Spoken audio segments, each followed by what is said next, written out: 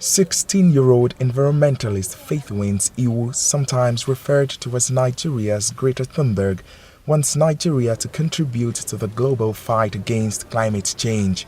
To achieve her goals, she started planting trees around her school and neighborhood and recycles used plastic bags into shower caps. Iwuh has been concerned about the environment for years. I started having this guilt anytime I see someone throw something out the window or I see people dispose wrongly.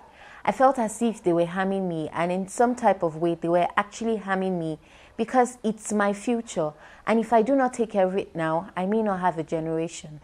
In recent months, hundreds of Nigerian school children have joined the international school strikes by students, popularly known as Fridays for Future. An estimated 4 million students have taken part in the movement, launched in August 2018 by Thunberg. 2 weeks ago, 300 students from 10 schools in Nigeria walked out of classes. I think it's fantastic to see the young generation taking responsibility and asking for climate actions to be taken, because it is their future and their future planet that is endangered. So it is incredible and very inspiring to see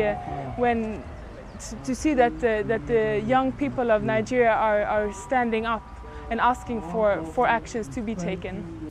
Nigerian school students like Iwuh are on the front lines of the school strikes, but Iwuh worries that awareness on environmental threats is low.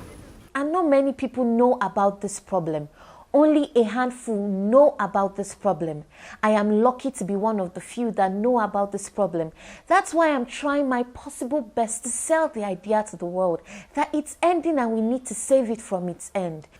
Nigeria is the biggest importer of fossil fuel-powered generators in Africa and therefore one of the biggest emitters of greenhouse gases.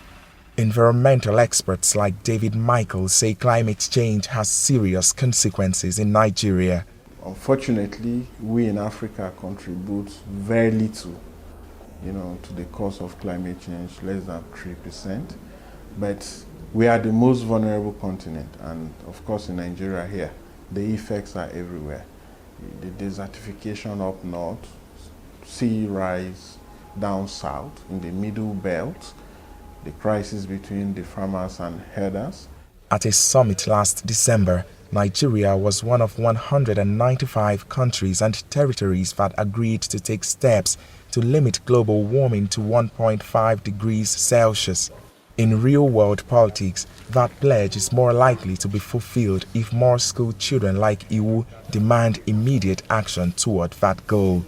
Obiezu for VOA News, Abuja.